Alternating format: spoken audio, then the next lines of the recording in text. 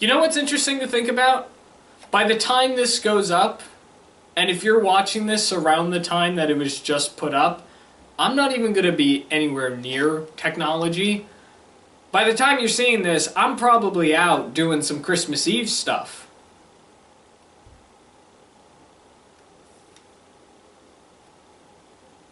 I thought it was interesting.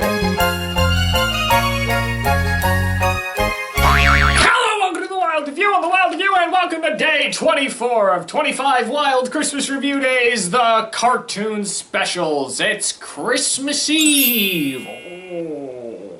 Last time it was Christmas Eve, well, it was Christmas Eve. As we come to the end of our cartoon roller coaster ride, I wanted to talk about a cartoon that has a very interesting set of Christmas specials. And I say that because they're really not Christmas related. Knowing that I was talking about cartoons, and especially talking about adult cartoons, I felt it was necessary I talk about this particular one. I am still a semi-fan of this show. I've talked about it before here. But in the most recent years, I've kind of... I don't know what the word to use is. I don't want to say I got bored with it, and I don't want to say that I fell off with the show, because I'm still actively watching it, but it's just a little different now. Like, I'm not so into it anymore like I used to be into it. You know what I'm talking about already. This is Rick and Morty.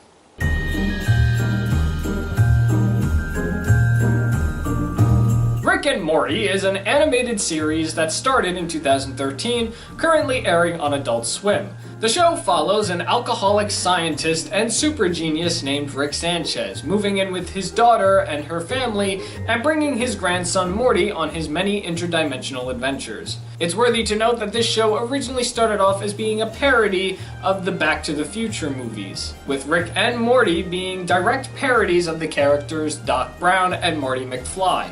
And instead of time travel, they do interdimensional travel.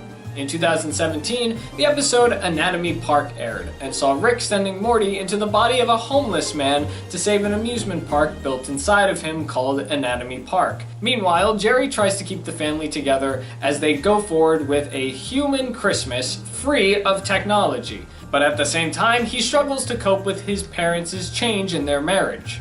Then, in 2019, Rattlestar Rick Lactica aired, and saw Morty discovering a race of intelligent snakes living on a different planet. After the death of one of their fellow snakes, Morty attempts to set things right, but only makes things worse. Meanwhile, Rick gives Jerry the ability to float, which both works in his favor and spirals out of control. Finally, in 2022, Rictional Mortpoon's Rickmas Mortication aired, and saw the Smiths having a great Christmas, with Rick spending quality time with the family and giving Morty a real Star Wars lightsaber. However, once the lightsaber falls perfectly into the Earth, Morty uncovers Rick's secret and struggles to deal with the truth and save the Earth at the same time. Rick and Morty was introduced to me by an old coworker of mine just about 10 years ago, and at that time the show had just started. It was described to me to be very similar to the Back to the Future movies because it is based off of Doc Brown and Marty McFly, and it looked really interesting. I remember the theme song was very catchy, and it was just really funny. I started actively watching the show just a little time after Season 2 had finished, but Season 3 was just about to air. I specifically remember I talked about the Season 3 premiere of Rick and Morty, which beautifully aired on Adult Swim with no announcement, and it just played throughout the night. I remember how happy I was and excited, and at the same time, a handful of my friends were upset about this. At the time, that's when the Samurai Jack reboot was airing, and my friend was a really big Samurai Jack fan. So my friend strapped in, hoping to check out the new episode, only to be very disappointed by a constant repeat of the same Rick and Morty episode airing hour after hour. I was hooked onto the show. I thought it was really good. I thought it was very funny. And then somewhere after Season 5, maybe a little into Season 5, but a little more into Season 6, that's when things between me and Rick and Morty started feeling a little weird. I wasn't getting super engaged with the stories anymore. I felt that some of the story plots were very strange, and it's like they were trying too hard now. Like, they had already established essentially that Rick is so smart that I think he's aware that he's in a television show. And I think there are some episodes that are also playing along with that. There are some episodes I feel that they do something and then they're like, oh yeah, sure, why not, you know? Like, oh, okay, now there's just two Beths. That's part of the show now, you know, it is what it is. For me, it just started to feel like that a lot of things were getting complicated, and they were getting so complicated that we just kind of had to accept it. Season 7, I know I felt the most disconnected with. There were maybe 1 or 2 episodes that I thought were interesting, but you know, aside from that, I really wasn't as invested like I used to be with Rick and Morty. I'm thinking about the finale with the hole, and it's like showing visions, and I remember it got really repetitive because it's like, it was an Inception thing. It's like, okay, well at some point, like, it has to be real, right? And the show does a very good job with tricking you. I mean, episode 6 is one of my favorite episodes of the show, the one with the love potion. I think that was a very bold move to have something so significant happen in the series happen early on. And it's to the point where we essentially forget later on in the series that this is not their original universe that they're in. They're in a completely different world. And with episodes that came afterwards, they also established that, you know, you think you may know where Rick and Morty are in the sense of their original world, and you really don't, just with little, like, throwaway lines. One of the scenes that's coming to mind is when Morty messed with all the squirrels. Rick made that little comment like, oh, we can only jump worlds a few times. It's like, well, now we need to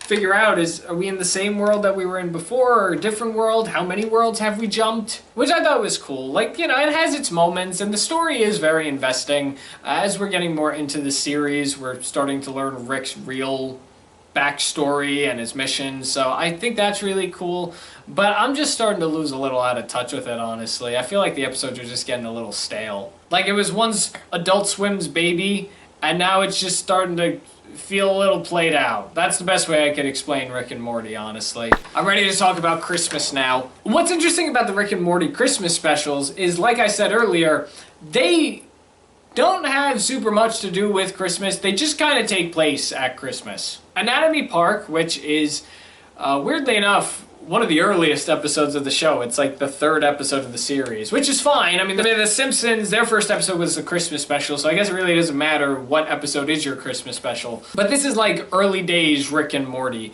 And I remember finding this episode really funny, just with the concept that there's an amusement park and an old man. I feel like this episode is a classic for a lot of people. Definitely a lot of the earlier episodes of Rick and Morty, specifically in season 1, I think are a lot of people's favorites. I can imagine Anatomy Park is one of the favorites for somebody out there, at least for a Christmas special. What's Christmas about this episode? Mainly Jerry and Beth and Summer's subplot. You know, they're the ones doing the Christmas stuff with Jerry's family.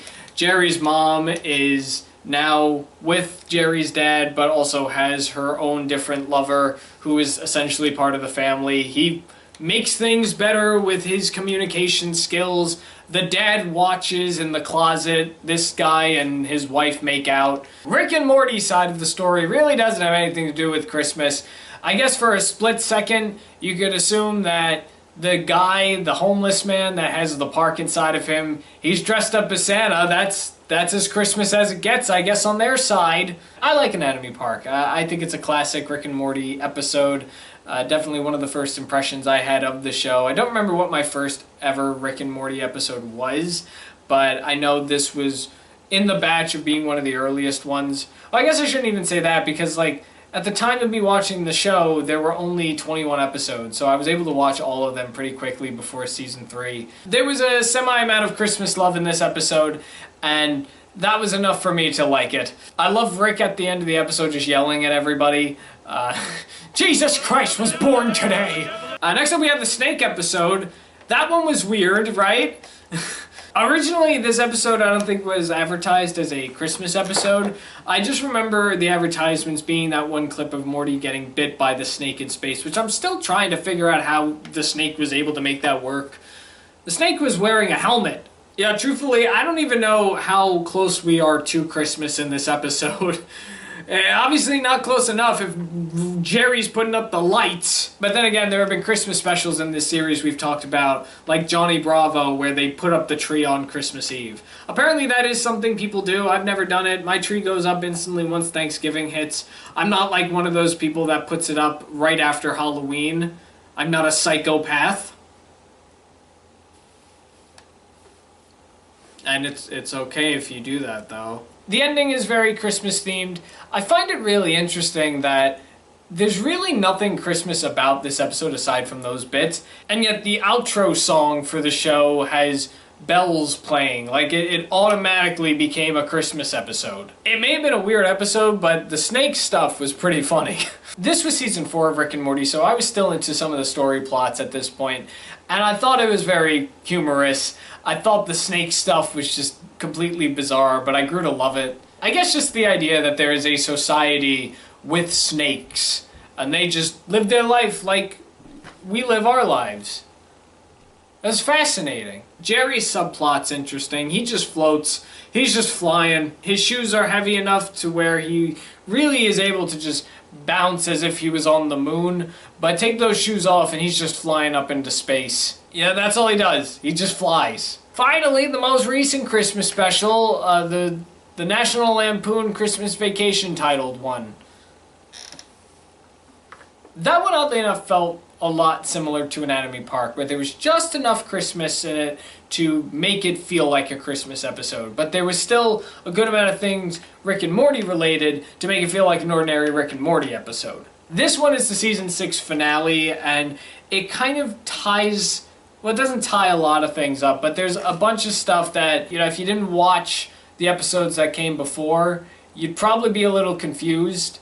Around season 5, that's really when Rick and Morty starts to take on a heavy story arc, and we start to learn a few things, and the continuity starts to become a little more intense. So there's a bit of context you'd be missing if you didn't understand what was going on in this episode. I mean, hell, there's a big thing that happens in this episode, and I'm not talking about the ending. There's a big thing that happens that actually refers to a different episode, and it'll kind of open your eyes to make you realize, holy crap, this has been happening since then. So just keep that in mind. You choose to watch this finale, this Christmas episode, you're gonna be a little lost if you haven't seen any other episode prior to that one. My favorite bit in this episode...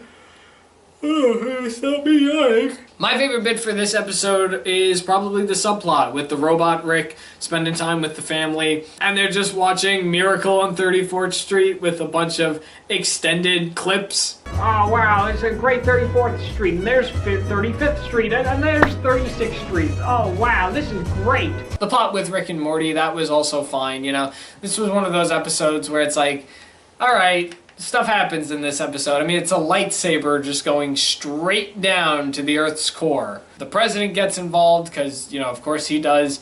But I think the one thing that a lot of people are going to take away with this episode is the ending, which I'm going to spoil it.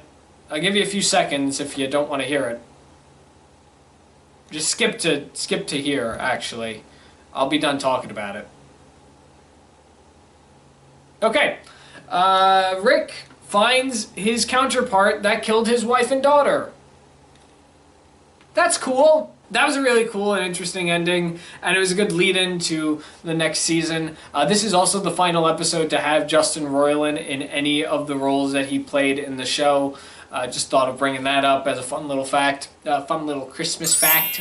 But I thought the episode was fine. I thought overall, you know, again, I'd compare it to Anatomy Park. It felt like Anatomy Park. Like, there was a good balance of typical Rick and Morty stuff you'd expect, and then a good number of Christmas stuff that makes it feel like a wholesome Christmas special. The snake episode, that didn't really feel like a Christmas episode, but I guess it is a Christmas episode. There is Christmas in it. If I'll give it anything, it's more of a Christmas episode than Goons on the Moon was. Yeah. Now, it may sound like that I'm not impressed with the Rick and Morty Christmas episodes. And that's not true at all. It's Rick and Morty. You know, I wouldn't expect anything different. But that's what I think. That's what I think of the episodes. And that's what I think of Rick and Morty now. It's all fine. It's all fine stuff. I think when season 3 hit, they were renewed for 70 episodes. And since then, there have been 40 episodes that have aired.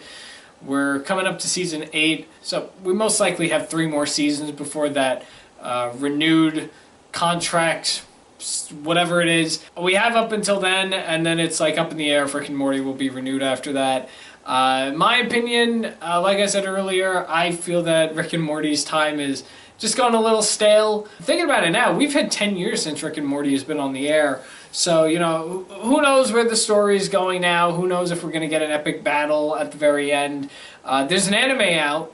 At least at the moment of recording this, there's an anime version of the show out, which I have not personally seen yet. I'm not a big anime person, but I am curious to see what they do with this show. So I'm going to check out a few episodes of that, see if I like it. And yeah, that's it for Rick and Morty. Merry Christmas Eve. But with that, we're not done yet. We got one more cartoon I want to talk about. We got one more day also. Tomorrow's Christmas, everybody. Oh, I don't have a super special cartoon to end off the holiday with. The past couple of times doing this, I always tried to have the final film or thing I talked about. I tried to have it be somewhat of a big project. First time I talked about A Christmas Story. I think the last time I talked about the Kirk Cameron Christmas film. When I did the Halloween series, I talked about Hocus Pocus.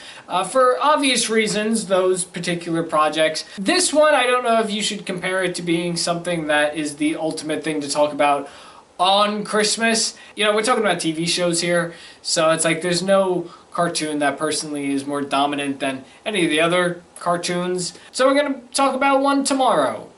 At least this one, there's not a lot of episodes. It's only one episode, so we're done talking about multiple episodes, thankfully.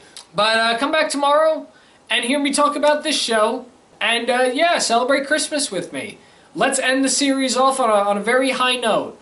Let's celebrate. It's Christmas tomorrow. Make sure you bring some cookies. And if you don't bring me a present, I will be very mad. I'll be very upset. I'm not lying. Bring something. Thanks for watching. See you tomorrow.